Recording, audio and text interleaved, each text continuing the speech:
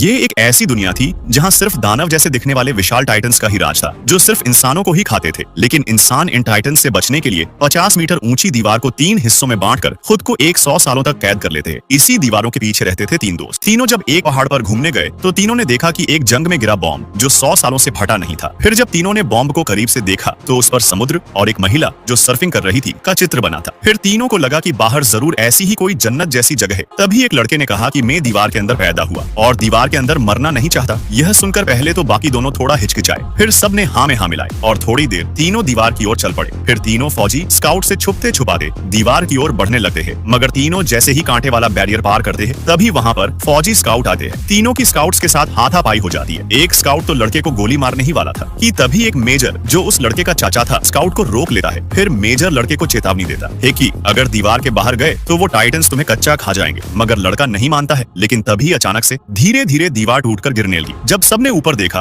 तो एक टाइटन जो दीवार से भी ज्यादा बड़ा था और पूरी तरह लावा और मांस का बना था। तभी उस बड़े टाइटन ने दीवार में जोर से एक लात मारी जिससे दीवार में छेद हो गया। फिर सारा माहौल अचानक से शांत हो गया। जब सबने छेद की ओर देखा तो उन्हें दिखा कि छोटे आकार और डरावनी शक्ल वाले टाइटन्स जो इंसानों से 20 गुना ज्यादा बड़े थे दीवार के अंदर घुस रहे थे। फिर स्काउट्स ने तोपों से टाइटन्स का सिर उड़ा दिया, लेकिन कोई फायदा नहीं। उनका सिर तो फिर से उग जा रहा था। स्काउट्स ने फिर से वार करने की कोशिश की, लेकिन तब तक टाइटन्स पास आ चुके थे। तभी टाइटन ने एक स्काउट को उठाया और बेरहमी से खा गया और इधर कुछ टाइटन्स एक स्काउट को खाने के लिए ऐसे लड़ते जैसे वो कोई बिस्किट का टुकड़ा हो। अब लड़के को पूरी तरह से भरोसा हो चुका था कि दीवार के बाहर जन्नत नहीं बल्कि खुखार टाइटन्स रहते हैं। फिर टाइटन्स पूरे गांव में फैलकर इंसानों को टॉफी की तरह बस खाए जा रहे थे। फिर लड़का एक घर जा छुपता है। थोड़ी देर एक धमाके के साथ पूरा माहौल शांत हो गया। जब लड़का बाहर आया तो उसने देखा कि उसका गांव तबाह हो चुका है और चारों तरफ बस खून और